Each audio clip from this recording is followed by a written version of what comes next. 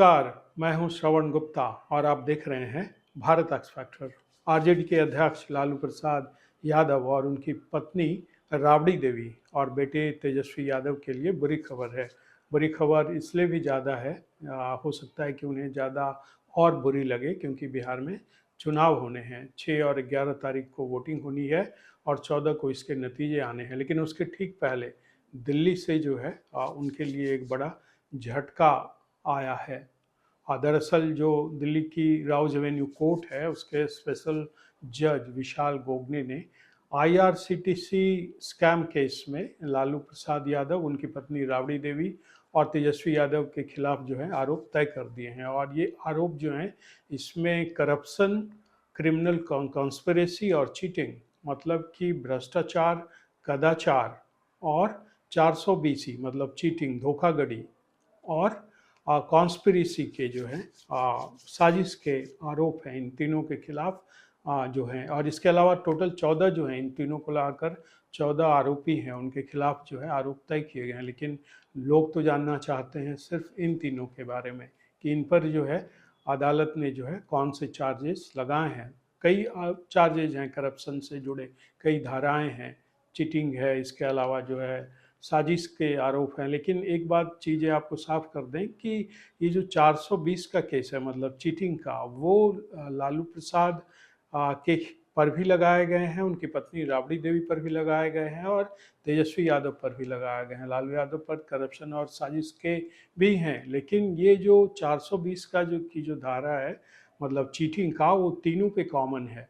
तो अब आप सोच लीजिए कि चुनाव में जब ये आरजेडी जाएंगी प्रचार के लिए, अब शुरू होगा प्रचार पूरे बिहार में और तेजस्वी यादव भी जाएंगे प्रचार के लिए, तब जो विपक्षी पार्टियां जो हैं इसका कैसे इस्तेमाल करेंगी उनके खिलाफ। ये अलग बात है कि बिहार में मुझे नहीं लगता कि आरजेडी के जो समर्थक हैं उन पे जो है इसका कोई असर पड़ेगा, क्योंकि अगर असर पड़ना होता तो बहुत पहले पड़ जाता। भ्रष्टाचार का कोई असर अगर वहाँ के लोगों, खासकर जो है आरजेडी के समर्थक हैं, उन पर पड़ना होता तो बहुत पहले पड़ता, क्योंकि जो है कोर्ट लालू यादव को कई मामले में जो है अपराधी मान चुकी है, मतलब कि वो सजा याफ्ता हैं कई केसेस में। लेकिन उसके बाद भी लालू यादव का जलवा जो है बिहार में कायम है।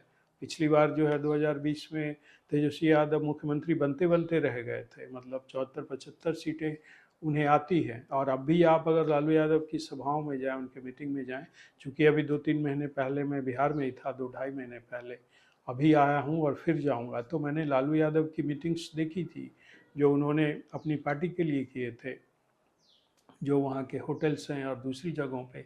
तो उनका अब भी जलवा कायम होता है, मीडिया उसी तरह से उन्हें कवर करती है, समर्थकों की भीड़ वैसे ही उनकी जय जयकार करती है। तो उनके जलवा जलाल में कोई फ़र्क नहीं पड़ा है। तो ये हमें समझना भूल होगी कि ये कोर्ट ने जो आरोप तय किए हैं आईआरसीटीसी व स्कैम मामले में, उससे जो है उनके समर्थकों पर कोई फ़र्क पड़ेगा। वो अब भी जो है लालू यादव के साथ खड़े रहेंगे पहले की तरह, आरजेडी के साथ अब भी खड़े रहेंगे तेजस्वी यादव के साथ। ये एक कह सकते हैं कि ये दुर्भाग्य है देश का, बिहार का भी। तो ये जो दिल्ली की राउज एवेन्यू कोर्ट ने जो फैसला, ये जो आरोप तय किए हैं लालू यादव, राबड़ी देवी और तेजस्वी यादव के खिलाफ, तो इसका चुनाव पर कम से कम तेजस्वी यादव की सेहत पर और आरजेडी की सेहत पर कोई फर्क नहीं पड़ने वाला है। ये तो मैं आपको बिल्कुल बता देता हूँ। लेकिन हाँ, विपक्ष जरूर जो है, विपक्ष को एक हथियार मिल जाएगा ये कहने का कि देखो, जो वोट मांग रहा है, जो बिहार के लिए बड़े बड़े वादे कर रहा है जनता के लिए, उस पर चीटिंग के आरोप हैं, तय हुए हैं, मतलब 420 के, इसी आईआरसीटीसी वाले स्कैम केस में। तो विपक्ष को जरूर जो है एक हथियार मिल जाएगा तेजस्वी यादव को घेरने के लिए। और वो लालू यादव का जिक्र करेंगे, राबड़ी देवी का भी जिक्र होगा, साथ में फिर वो जंगल राज का भी जिक्र होगा। तो एक तमाम जो है ये मसाला जो है मौजूद होगा विपक्ष के लिए, और ये सब इसका इस्तेमाल करेंगे। जो प्रशांत किशोर हैं जन स्वराज पार्टी के, वो भी इसका इस्तेमाल करेंगे। वो तो पहले से ही जो है इस तरह के पे जो है काफ़ी उनका जो है आक्रमण रहता है तेजस्वी यादव पे, आरजेडी पे, लालू यादव पे। दरअसल ये जो आईआरसीटीसी का मामला है, ये लालू यादव जब रेल मंत्री थे तो उस दौरान उन्होंने जो है जो 2 होटल थे जो आईआरसीटीसी के हैं होटल पुरी और रांची में, तो उसके रखरखाव का ठेका जो है उन्होंने दे दिया था प्राइवेट कंपनियों को। और उसके बदले में जो है ऐसे आरोप हैं कि उन्होंने जो है प्राइम लैंड लिया था, मतलब, और उनसे और बहुत कम कीमत पर जो है वो बहुत कम कीमत पर उसके बदले उन्हें ज़मीन मिली थी, जिस ज़मीन की कीमत बहुत ज़्यादा थी, लेकिन इन्हें पैसे बहुत कम देने पड़े थे। तो ये आरोप है कि लालू यादव ने जो है साजिश करके जो है ये ज़मीन जो है कम कीमत पर उन्हें उन्हें मिली। तो यही आरोप जो है लालू यादव पे भी है, राबड़ी देवी पे है और तेजस्वी यादव पर है। तो अब जो है लालू यादव ने कोर्ट में कहा है कि नहीं, हम दोषी जो है नहीं है, नहीं मानते, नॉट गिल्टी कहा है। तो जाहिर सी बात है अब इस पर केस चलेगा, मतलब मुकदमा चलेगा। तो मुकदमा चलेगा तो ये लंबा चलेगा, जाहिर सी बात है। और जब तक ये मुकदमा चलेगा तब तक जो है विपक्ष के पास लालू यादव को घेरने के लिए, तेजस्वी यादव को घेरने के लिए एक हथियार होगा। इसमें सबसे बड़ी दिक्कत अभी ये है कि तेजस्वी यादव जो है मैदान में है, मतलब आरजेडी को वही लीड लीड कर रहे हैं, महागठबंधन को लीड कर रहे हैं, और कांग्रेस भी उनके साथ है, मतलब लेफ्ट भी उनके साथ है, मतलब जो चार पांच पार्टियां हैं उनके साथ महागठबंधन में, वो सबके मुखिया वही हैं, तेजस्वी यादव।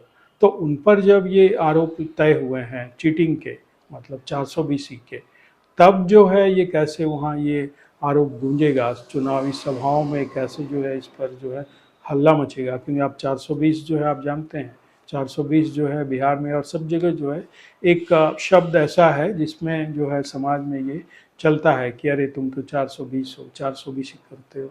तो ये जब आम आदमी के समझ में भी आता है 420, जब ये बात उठाई जाएगी तेजस्वी यादव के खिलाफ, तो जाहिर सी बात है ये वहाँ बिहार के चुनाव प्रचार में ये बात गूंजेंगी। अब जैसा कि कल खबर आई कि भाई जेडीयू और बीजेपी दोनों बिहार में 101 सीटों पर चुनाव लड़ेगी, मतलब बीजेपी ने ये मना कर दिया कि भाई जेडीयू जो है आप हमारे बड़े भाई हैं, जो अब तक नहीं हुआ था, मतलब अब दोनों जो हैं बराबर के हिस्सेदार हैं। और इसके संकेत वैसे बहुत ज़्यादा गहरे हैं। कहा जा रहा है कि जो महाराष्ट्र में हुआ, चीफ मिनिस्टर वहाँ बनाए गए फडणवीस, एक नाथ शिंदे की जगह, तो वही किस्सा जो है अब बिहार में दोहराया जाएगा, क्योंकि इसकी बात की बहुत प्रबल संभावना है कि बीजेपी और जेडीयू को जो है मिलकर अच्छी खासी सीटें आ जाएंगी सरकार बनाने के लिए।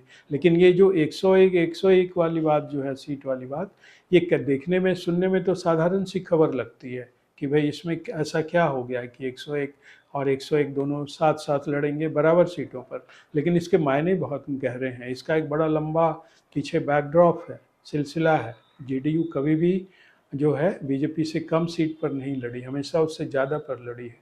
और आप अगर मोदी, प्राइम मिनिस्टर मोदी और नीतीश कुमार का इतिहास देखें, उनके बनते बिगड़ते रिश्ते देखें, तब जो है इसके मायने आपको और समझ में आएंगे गहरे, कि कैसे एक ज़माने में नीतीश कुमार जो है मोदी के साथ खड़े होने में भी उन्हें दिक्कत थी, मतलब वो ये गवारा नहीं करते थे कि मोदी के साथ उनकी कोई तस्वीर जो है सार्वजनिक रूप से लगे।